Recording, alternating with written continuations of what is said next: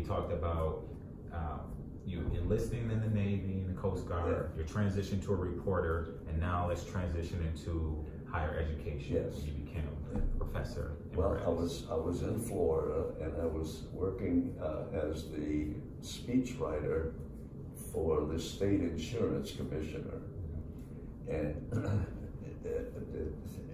the state insurance commissioner had the same duty that the education superintendent had, in charge of schools, in charge of insurance, to make sure that the insurance that you bought was legitimate, that you were paying a proper premium for it.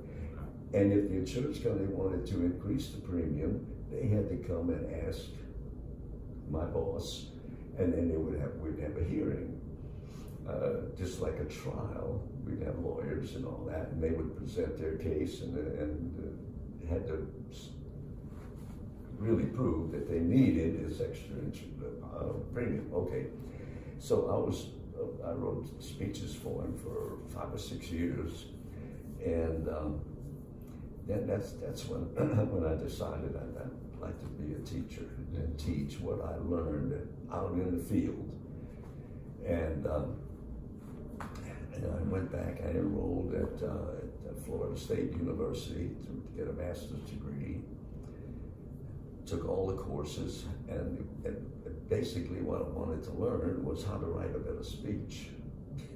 And I found out they don't teach you that in college. Mm-hmm. They teach you how to deliver a speech, but not how to write it. Mm-hmm. So I said, oh, well, I'm here, might as well keep going. And then I had to write a thesis.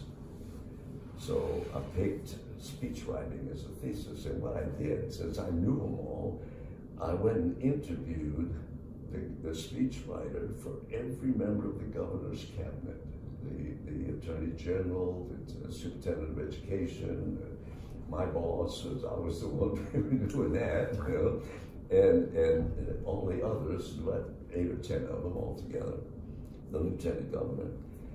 And that was my thesis, what I learned on how they approached speech writing. And what I learned was the speechwriter does not write what he thinks. He interviews the boss. Boss, you gotta make a speech. What do you want to say? What do you want not to say? Okay? Take a lot of notes. Record it so you can listen to it. And then you give him this information in written form in his language. Okay? Don't put words in that he doesn't understand or can't pronounce. Like my boss couldn't pronounce a couple of words, and I never used them in the speeches. So anyway, like I did that, and then my professor, my department head, found out that I had finished my thesis. So he called me in and he said, I want to read it. Because I was not a kid student. I was an older, experienced, out in the field kind of student, and he wanted to see how I approached it. Right. I had 95 pages of writing, and double spaced. So it was not 95 pages long, it was half of that's 48 pages long. Okay, so I took him a copy, and a week or so later he called me back in and he said, I read your thesis. I said, all of it? He says, every page. I said, wow, well, what did you think, sir? He said, it is not written in a scholarly way. Well, there goes 2 years. You know, he said, wait, he says, I accept it. Oh, I said, good, thank you. Why? He said, I understood it. Why do you write something? You want somebody to understand it. Mm-hmm. You don't want to write it in gobbledygook so they wonder what he's talking about. That's a good point. So then I continued and got since I've got a master's degree now, just 2 more years I'll get a doctorate. So 2 more years I did. The same thing, I didn't write it in a scholarly way, but But they accepted He understood it and he accepted it, you know. And then I went and I graduated in '72 with a doctorate. How old were you when you graduated with your doctorate? with a brand new doctorate? Yeah. Well, let's see. I was 53 years old. 53. 53. But I didn't get a teaching job right away because I had to write out in you know, the various universities. But my wife and I got together and said, where do we want not to teach? Well, we didn't want to teach in Montana or Maine or places like that, you know. And so we kind of stuck to the Midwest, the middle of the country, like Oklahoma and Arkansas and some of Illinois, and where there was a lot of people, and the southern states. And so I got picked up by the university in Texas. So we took that and I stayed there for 12 years, then moved to Texas A&M for 24. So what did you teach? I taught reporting and writing and public relations and writing because the textbooks in those days for reporting started off with a story.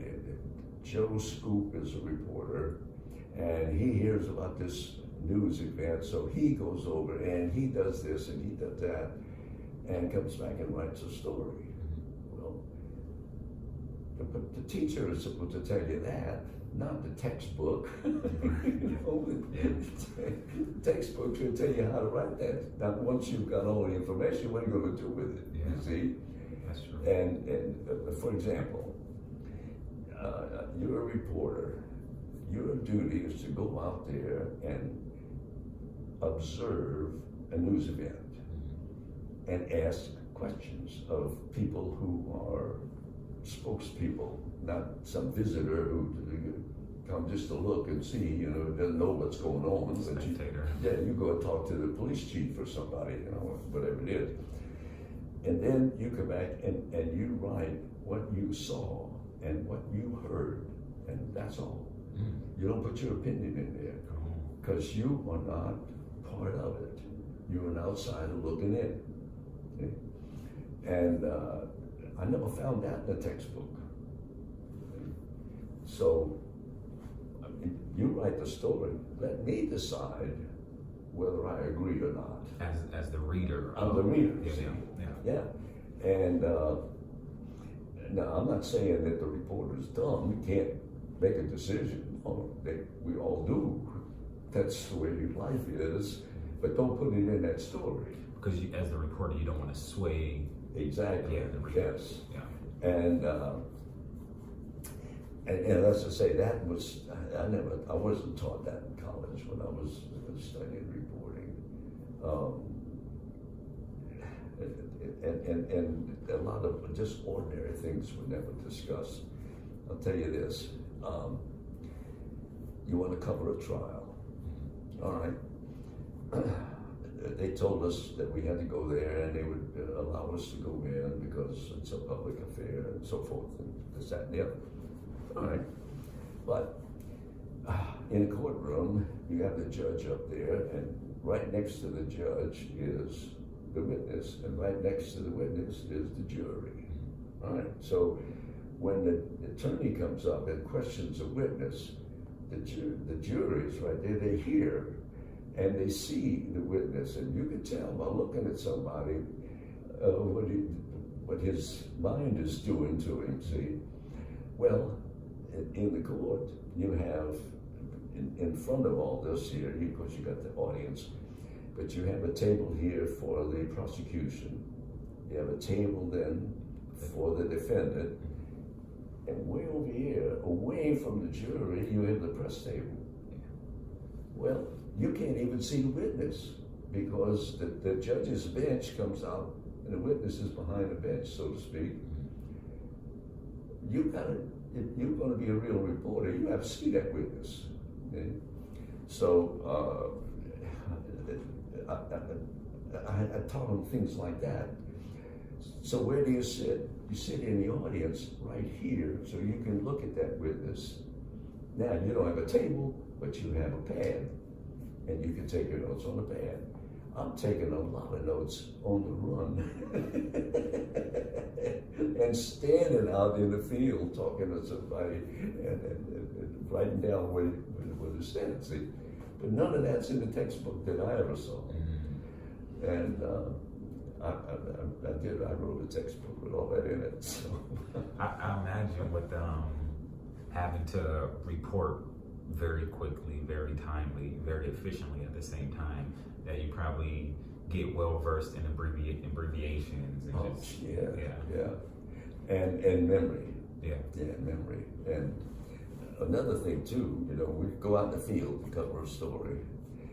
Well, back then we had to come back to the office where we had a typewriter. So on the way back, we'd write the story in our head. So by the time I got to sit in front of the typewriter, most of the story was up here. And so I wouldn't look at any notes or anything. I'd look at the wall and I would type. And we call that writing off the wall, because I was projecting my thoughts and not looking at the keys. I knew where the keys were.